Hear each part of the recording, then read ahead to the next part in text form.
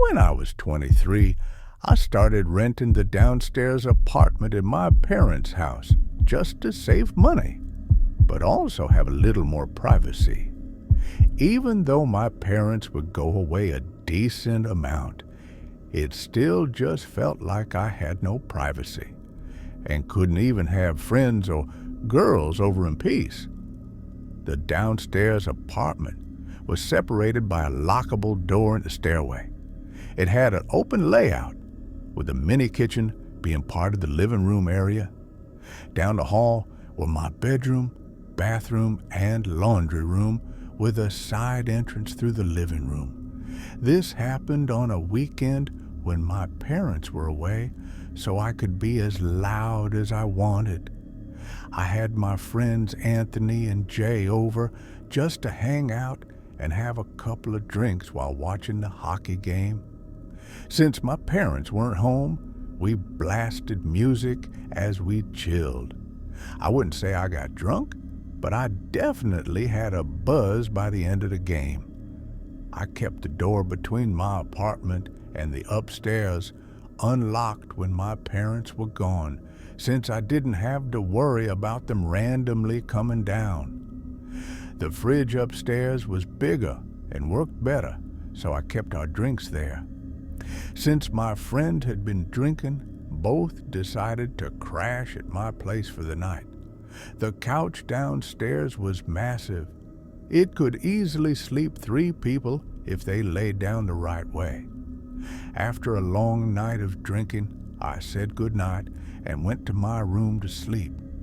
A few hours later, I woke up in my bed. It was still the middle of the night or early morning hours. I immediately heard what most likely woke me up. Footsteps from upstairs. Someone was walking around. I assumed it was Anthony or Jay getting water from my parents' fridge, so I didn't let it bother me. I closed my eyes again, only to hear something else minutes later, the sound of my bedroom doorknob twisting. Someone was trying to open it, but it was locked. I always locked my bedroom door out of habit. I wondered why either of them would be trying to come in, but I was too tired to care. I figured if I ignored it, they'd go back to sleep. It worked. I fell asleep shortly after that. The next morning, Anthony was already gone, but Jay was still asleep on the couch. When he heard me open the fridge door, he slowly started moving around. I asked him if he had tried coming into my room last night. He said no, he didn't think so, but he didn't remember because he got pretty drunk. He and I went to a nearby deli for some breakfast sandwiches and coffee, then ate in my backyard. Not long after Jay left, and I went about my day as usual. I didn't even ask Anthony about it because I didn't think it was a big deal. I spent most of Saturday out with other friends. When I got back home late that night, I wasn't really intoxicated. I was exhausted though, so I had a snack, washed up, and went straight to bed. Well, actually, I crawled into bed and watched something on TV for about an hour. As soon as I turned off the TV, I heard it again, clacks and thumps from above, sounding like footsteps, just like the night before. They were directly overhead in the kitchen upstairs. I had to really focus and listen, but the sound stopped. My heart started beating faster. A nervous feeling settled in my gut. I sat up, waiting to hear something else. Eventually, I lay back down and relaxed, convincing myself it was just the house settling, and my paranoia was making it out to be louder than it was. I couldn't have been more wrong. When I heard my bedroom doorknob move again, I sprang up so quickly you'd think I was about to get hit by a bus. The doorknob only moved for a couple of seconds, like the night before. But this time, there was a light knock at the door, followed by the doorknob twisting again. I didn't say a word. I reached for my phone on the bed and started texting my family along with Anthony and Jay. I knew the chances of it being one of my friends were next to zero, but deep down, I hoped one of them would respond, saying, "Yes, it's me." No response. My parents didn't answer their phones either. They must have been asleep, and they weren't supposed to be back until Monday. There was no way I was about to say, "Who's there?" I quietly got out of bed and hid behind the corner dresser, grabbing a blunt object in case whoever was out there kicked the door down. I'm not kidding when I say 10 minutes went by, and I didn't move from my spot. But there weren't any more knocks. Finally, I called 911 and whispered as quietly as I could while still being loud enough to hear. I stayed on the line with the operator until the police arrived, not feeling safe enough to exit my room. I asked the operator to tell the officers to meet me at my bedroom window. Once an officer was outside my window, they gave it a tap. I opened it and handed them the key to the side door. Moments later, I heard the entrance to my apartment open. Only then did I leave my bedroom and was greeted by 2 officers. I turned on all the lights. My apartment was small with not many places to hide, so the search downstairs was quick. Then we moved up to the main floor and searched it. Nothing. Then we got upstairs. I told the officers what each room was before they entered. When they reached my parents' room, I suddenly heard a commotion. I was standing outside in the hallway when I heard it. I took one peek into the room and saw 2 officers yelling at someone under my parents' bed. A knot formed in my stomach. I was told to wait downstairs. Minutes later, they were walking down a tall, dirty, scary-looking man in a sweatshirt and shorts. They asked if I knew him. "Of course not," I said. The look of pure hatred that man gave me was haunting. He looked like he could have been homeless, crazy, or both. Once he was out of the house, I felt 1,000,000 times better. The police told me that if I or my parents wanted to follow up, we could call the precinct. After they left, the first thing I did was text every family and friends group chat I had. Since it was so late, only a few people responded. I called my parents first thing in the morning to explain what happened. They were in shock, as anyone would be, because the man was homeless and nothing was apparently stolen. My parents didn't pursue any legal action.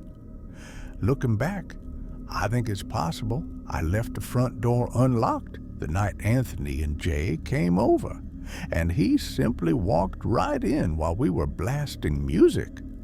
Or a scarier thought, he could have been in the house for much longer than that, and we just never knew. This happened when I was about 15 years old back in 2008. My parents went out to the casino for the night, so it was just me and my dog Abby home alone. It was about 11 at night, and I was up messaging some friends on Instant Messenger and watching YouTube videos. As I was typing and chatting away, I heard Abby barking at something in the living room. I figured it might be my parents getting home and just waited. After about a minute or so of more barking and no sound of the door opening, I got up and went into the living room to check it out. Abby was facing the windows that looked out onto our driveway, still barking. I couldn't really see out of the windows because the lights were off outside and it was really dark. I peered through the window and saw only the one car in our driveway, so I knew my parents hadn't come home yet. I chalked it up to Abby, possibly hearing a neighbor's car door slam shut or a particularly loud car driving by, as we lived on a main road with lots of noise, even late at night. I went back to messaging my friends, but over the next 5 minutes, I kept feeling like I was hearing noises around my house. Abby would stop and start barking again at different intervals. I was about to get up to calm her down when I could have sworn I heard a knock or a rustling sound at the living room door. I got up and slowly made my way back into the living room to look through the windows again. Nothing. I was starting to get a little nervous and was too scared to look into the peephole in case some crazy face was staring back at me. I double-checked to make sure the door was locked and was about to leave the room when the sound of knocking suddenly came from the side door of the house. My heart fluttered. I didn't know what to think.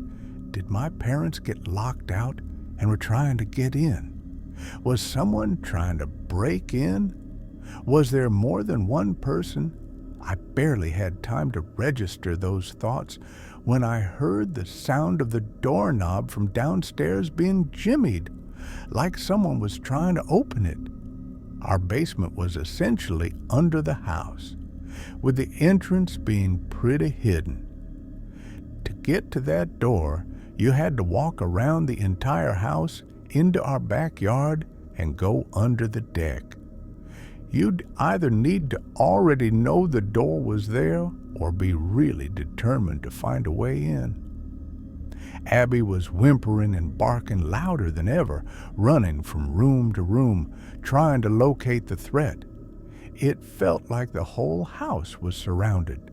The noises from the basement grew louder, and it almost sounded like whoever it was had managed to get it open, because suddenly the noise stopped. My heart sank. I stopped breathing, standing frozen into silence, just waiting for the next sound.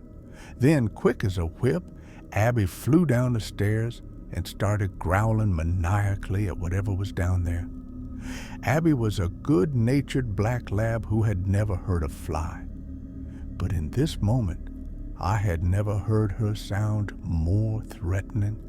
It felt like I was frozen in place for minutes. Finally, my fight-or-flight instinct kicked in when I realized Abby had stopped barking and growling. I called her upstairs and locked the door inside the house that led to the basement. I grabbed the home phone because I didn't have a cell phone yet, and ran with Abby into the closet in my parents' room where one of the guns we owned was stored. I sat there, armed and ready, about to call 911 when I suddenly heard the front door open. Abby sprinted out. I yelled "No!" after her, but then heard the sound of my parents' voices. I ran into the living room to see them petting Abby and looking at me strangely. I spent the next several minutes recounting the events of the night to my parents. My mom was horrified, and my dad spent the next hour searching every corner of the house, inside and out, with his gun in hand. We didn't find anything, and I didn't sleep that night. The next afternoon, there was a knock at the front door. My heart immediately skipped a beat, and I instinctively darted into another room. My dad opened the door to find my Uncle Pete standing there with an envelope in his hand. Uncle Pete was a narcissistic creep, to say the least. He always mistreated my aunt and acted very weird around the kids and cousins at family parties. Nothing illegal as far as we knew, but he just had this way about him. You knew to try to avoid him. Growing up, I always felt a bit anxious whenever he talked to me. I can't remember anything specific he may have said, but his overall demeanor was unsettling. Even adults who spent too much time around him said he made them uncomfortable. I played softball, And his daughter, my cousin Kate, played in a league a few years below mine. I loved my cousin and always felt bad for her having such a creepy dad. So I would often give her tips or help out her team with pitching and fielding lessons. My mom and I eavesdropped from another room and overheard Uncle Pete say something like, "I tried to stop by last night to drop it off, but no one was home, I guess." I couldn't hear much else, but shortly after, I heard my dad slam the door shut. My mom and I peeked out and asked what happened. My dad, his face quivering with anger, said that apparently Uncle Pete had been the one stomping around the house last night, trying to get inside. He handed me the envelope, and I opened it to find a card with a gift card inside, thanking me for helping his daughter with softball lessons. A night of panic and terror, all at the hands of my creepy uncle. My dad had threatened him during the conversation at our front door, and after that, we never really spent time with him again. When I think about this story now, I'm at least glad I found out who was behind the incident. Otherwise, I might have spent years wondering if it had been burglars, a ghost, or something else. I'm thankful Abby was there to protect me. She most certainly scared him off when he was trying to get in through the basement. But even so, I'm still left with so many questions. What the hell was he thinking? Why did he need to drop that card off so late at night? Why didn't he get the hint that we weren't home when no one answered the front door? Why wouldn't he try calling the house to see if we were home? And worst of all, what would have happened had he gotten inside?